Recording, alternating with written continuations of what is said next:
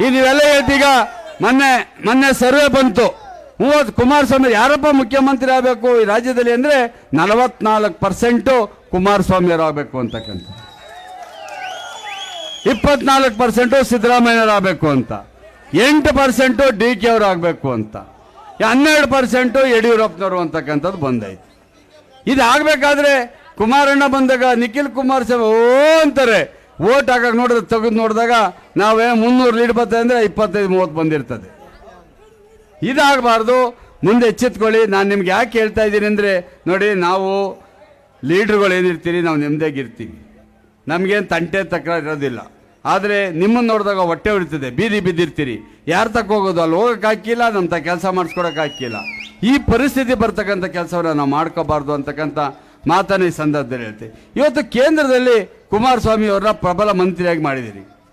ತಾವೆಲ್ಲ ಮತವನ್ನು ಹಾಕಿ 49 ನಮ್ಮ ತಾಲೂಕಿನಲ್ಲಿ 48ರಿಂದ 49 ಸಾವಿರ ಹೆಚ್ಚು ಲೀಡ್ನ ಕೊಟ್ಟು ನೀವು ಗೆಲ್ಸಿದ್ದೀರಿ. ನಾನೇ ಏನಾದರೂ ಆಡಳಿತ ಪಕ್ಷದಲ್ಲಿ ಮಂತ್ರಿ ಆಗಿದ್ರೆ ಕುಮಾರಣ್ಣನ ಲೀಡ್ ನೋಡಿ ಅವತ್ತೇ ರಾಜೀನಾಮೆ ಕೊಟ್ಟು ರಾಜಕೀಯ ಬಿಟ್ಟು ಮನೆಗೆ ಹೋಗಿವಿ.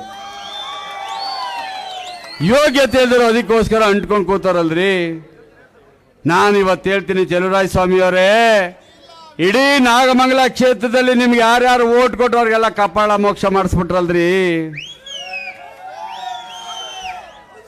ಈ ದೇಶದ ಪ್ರಧಾನಮಂತ್ರಿಗೆ ಯಾರಾದ್ರೂ ಕಪಾಳ ಮೋಕ್ಷ ಮಾಡಿದ್ರೆ ಈ ದೇಶಕ್ಕೆ ಮಾಡ್ದಂಗೆ, ಈ ರಾಜ್ಯದ ಮುಖ್ಯಮಂತ್ರಿಗೆ ಯಾರಾದ್ರೂ ಕಪಾಳ ಮೋಕ್ಷ ಮಾಡಿದ್ರೆ ಈ ರಾಜ್ಯಕ್ಕೆ ಮಾಡ್ದಂಗೆ, ಒಬ್ಬ ಜಿಲ್ಲಾ ಮಂತ್ರಿಗೆ ಮಾಡಿದ್ರೆ ಆ ಜಿಲ್ಲೆಗೆ ಮಾಡ್ದಂಗೆ, ವಿಶೇಷವಾಗಿ ಮತವನ್ನು ಕೊಟ್ಟು ಕಳಿಸಿದ ನಮ್ಮ ಕ್ಷೇತ್ರಕ್ಕೆ ಕಪಾಳ ಮೋಕ್ಷ ಆಯಿತು. ನಿಮ್ಮ ಯೋಗ್ಯತೆಗೆ ಒಂದು ಕಂಪ್ಲೇಂಟ್ ಕೊಡಲಿಲ್ಲ. 2 ದಿವಸ ಮನೇಲಿ ಕೂತ್ಕೊಂಡು ಇಂಜೆಕ್ಷನ್ ತಗೊಂಡು ಮುಖ ಊದಿಸ್ಕೊಂಡು ಆಚೆ ಬಂದ್ರಿ. ಒಂದೇಟ 2 ಏಟ ಎಷ್ಟೇಟ್ ಕೊಟ್ಟಿದ್ದು? ನಿಮಗೆ ಗೌರವ ಇದೆಯಾ? ಘನತೆ ಇದೆಯಾ? ತಲೆ ಎತ್ಕೊಂಡು ಮಾನ ಮರ್ಯಾದೆ ತಿರುಗಾಡ್ತಾ ಇದ್ದೀರಲ್ರಿ, ತಿರುಗಾಡ್ತಾ ಇದ್ದೀರಲ್ಲ. ನಾನು ಯಾವ ಕೋರ್ಟಲ್ಲಿ ಹೋಗಿ ಯಾರಿಗೂ ಸಾರಿ ಕೇಳಿಲ್ಲ ಕಣಪ್ಪ. ಅದು ನಮ್ಮ ಅಡ್ವೊಕೇಟ್ ಅವ್ರ ಅಡ್ವೊಕೇಟ್ ಬಂದು ಕೂತ್ಕೊಂಡು ಹಿಂಗೆ ಕಿತ್ತಾಡಬೇಡಿ, ಏನೋ ವಿಷಾದ ವ್ಯಕ್ತಪಡಿಸಿ ಅಂತ ಇಬ್ರು ಹೇಳಿದೀವಿ ಅಷ್ಟೇಯ. ಅದನ್ನೇ ಏನೇನೋ ಹಾಕ್ಕೊಳ್ಳೋದು. ನ್ಯಾಯಾಲಯನ ಯಾರು ಪ್ರಶ್ನೆ ಮಾಡ್ಲಿಕ್ಕಂತೂ ಆಗೋದಿಲ್ಲ. ನಾನು ಕೈ ಕಟ್ಟ ನಿಂತ್ಕೊಳ್ಳೋದೆ, ಇನ್ನು ಅವರು ಬಂದು ಕಟಕಟಲ್ಲಿ ನಿಂತ್ಕೊಳ್ಳೋದೆ. ಇದು ಮಾಡಲೇಬೇಕಾದಂಥ ಪರಿಸ್ಥಿತಿ ಬರ್ತಕ್ಕಂಥದ್ದು. ಇವತ್ತು ಕುಮಾರಸ್ವಾಮಿ ಅವರು ನಮ್ಮ ತಾಲೂಕಿನವರು ಭದ್ರಾವತಿಯಲ್ಲಿ ಸುಮಾರು 20,000 ಜನ ಇದ್ದಾರೆ.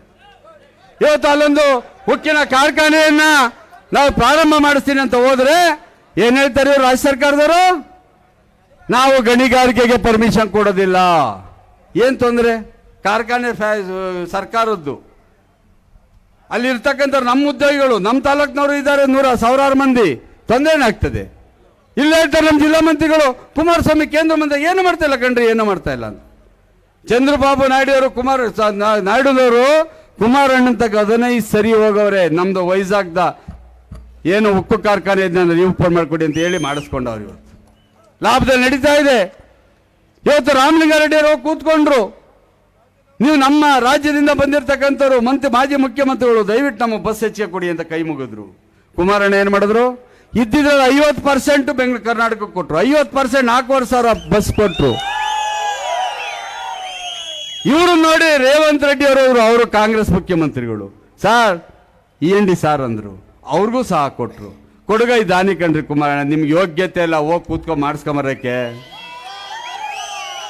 ಯಾರಾದ್ರು ಇವತ್ತು ಮಾವಿನ ಬೆಳೆಗಾರರು ಯಾರಪ್ಪ ಹೋಗಿದ್ರಿ? ಕೃಷಿ ಮಂತ್ರಿ ಏನಪ್ಪ ಗುಡ್ಡೆ ಹಾಕ್ತೆ ನೀನು? ಕುಮಾರಣ್ಣ ಹೋಗಿ ಬೆಂಬಲ ಬೆಲೆ ಕೊಡಿಸಿದ್ರು. ಇವತ್ತು ನೀವು ಯೋಚನೆ ಮಾಡ್ರಿ, ಜನಗಳು ಎಲೆಕ್ಷನ್ ಬಂದಾಗ ಹೆಂಗ್ ಬೇಕಾದ್ರೆ ಮಾಡ್ಕೊಬಿಡ್ತೀರಿ. ನಮ್ಮ ಕಾಲದಲ್ಲಿ ನೀವು 15,000 ರೂಪಾಯಿ ಕಟ್ಟಿದ್ರೆ ಅದು ಎಷ್ಟಾರ ದುಡ್ಡಾಗ್ಲಿ, ಸರ್ಕಾರದ ದುಡ್ಡು ಹಾಕಿ ನಿಮ್ಗೊಂದು ಟ್ರಾನ್ಸ್ಫಾರ್ಮ್ ಕೊಡಿಸ್ತಾ ಇದ್ವಾ? ಇವತ್ತೆಷ್ಟಪ್ಪ ಕೊಡಬೇಕು?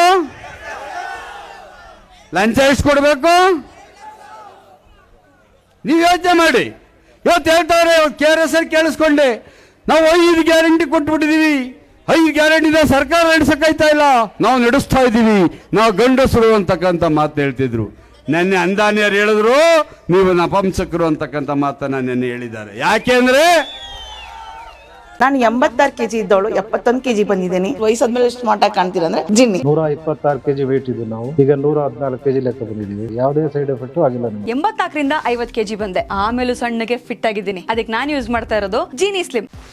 84ರಿಂದ 50 kg ಬಂದೆ. ಆಮೇಲೂ ಸಣ್ಣಗೆ ಫಿಟ್ ಆಗಿದ್ದೀನಿ. ಅದಕ್ಕೆ ನಾನು ಯೂಸ್ ಮಾಡ್ತಾ ಇರೋದು ಜೀನಿ ಸ್ಲಿಮ್. ಸಣ್ಣ ಆಗೋಕ್ಕೆ ಜೀನಿ ಸ್ಲಿಮ್ ಯೂಸ್ ಮಾಡಿದೆ, ಹೆಲ್ದಿನೂ ಅದೇ. ನೀವು ಸಣ್ಣ ಆಗಬೇಕಾ, ಹೆಲ್ದಿ ಆಗಬೇಕಾ? ಹಾಗಿದ್ರೆ ಜೀನಿ ಸ್ಲಿಮ್ ಯೂಸ್ ಮಾಡಿ. ಸಣ್ಣ ಆಗೋದಕ್ಕೆ ಯಾವುದೋ ಪ್ರಾಡಕ್ಟ್ ಹೇಳ್ತಾ ಇದ್ದಾಳೆ, ಏನಾದರೂ ಸೈಡ್ ಎಫೆಕ್ಟ್ಸ್ ಇದೆ ಅಂತ ಯೋಚನೆ ಮಾಡ್ತಾ ಇದ್ದೀರಾ? ಖಂಡಿತ ಇಲ್ಲ, ಯಾಕಂದರೆ ಇದು ಕೆಮಿಕಲ್ ಫ್ರೀ. ಸಣ್ಣ ಆಗಬೇಕು ಅಂದರೆ ಜೀನಿ ಸ್ಲಿಮ್ ಯೂಸ್ ಮಾಡಿ. ಹೆಚ್ಚಿನ ಮಾಹಿತಿಗೆ ಕೆಳಗೆ ಡಿಸ್ಪ್ಲೇ ಆಗ್ತಿರೋ ನಂಬರ್ಗೆ ಕಾಲ್ ಮಾಡಿ.